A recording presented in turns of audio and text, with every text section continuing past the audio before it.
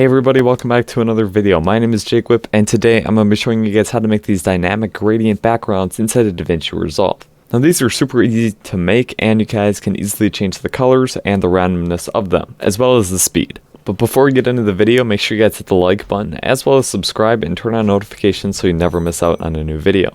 And if you guys want the project files for today, it is available on my Buy Me a Coffee under my memberships, as well as any of my other project files on my channel. But anyways, let's get into the video. So now I'm just here in Davinci Resolve, and I just have my Fusion composition on my timeline here. And if I just play it, as you can see, we got some nice movement. Now this one's a little bit fast, but I'll walk you guys through how to slow that down and make it look exactly like how you guys want it to.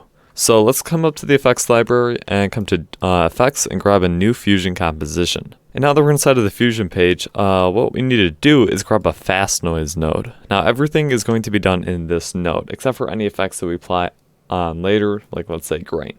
So let's come over to the color tab and just get all our colors put in right away. And as you can see, we have 2 colors, and that's not going to work because in the previous example we had like 4 to 5. So how we need to do that is come up to the type and change this to gradient. In the gradient, we have the gradient type here, and you can change that, but I'm just going to leave it on uni, which is the mode that we want for this effect.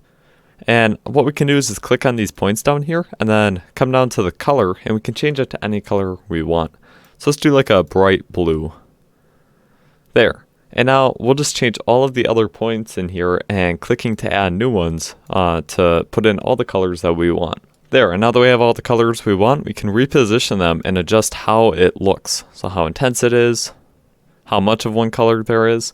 And once we get that, let's also go back to the just the normal tab in the fast noise, and we can adjust the detail, which we don't want a ton of detail, just leave that at the default. But we can also adjust, let's say, the contrast, as well as the brightness. And this will all give you different looks.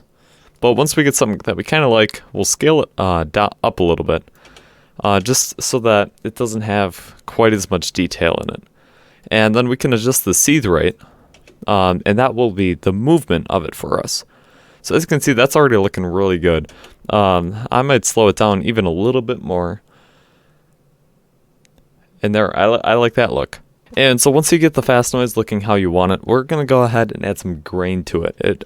This is optional, but I like the look of it. So just do shift space and then type grain.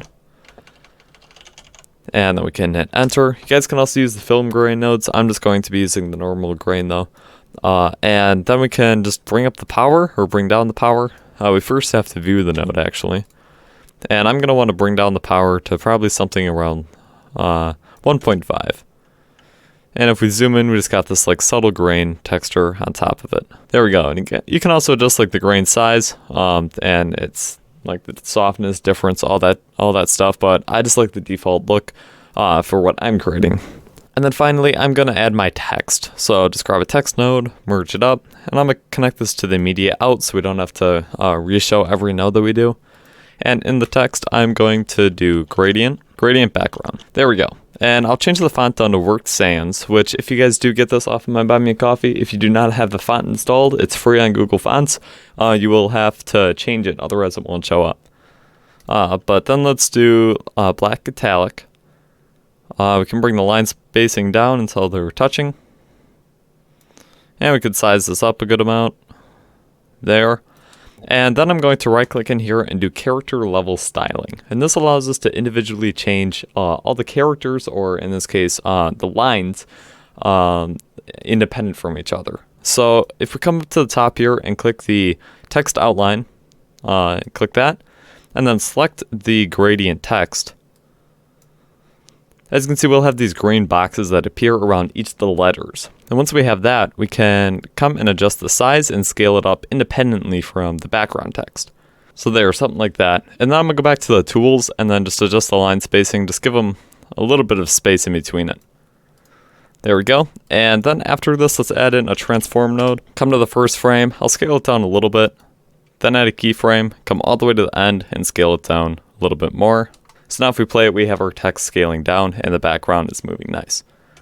Then do shift space and add a drop shadow and customize the settings how you want them. So I'm going to bring up the strength, bring down the blur, and bring down the distance.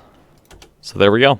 Alright, so here's our final effect, and as you can see, you can make some really cool looking animations with this. You could put over some other text animations, or your logo, or some graphs, whatever you guys want, you guys can put on top of this. But thank you guys for watching this video. If you guys enjoy, make sure you guys give it a like, as well as subscribe to my channel and turn on notifications so you never miss out on a new video.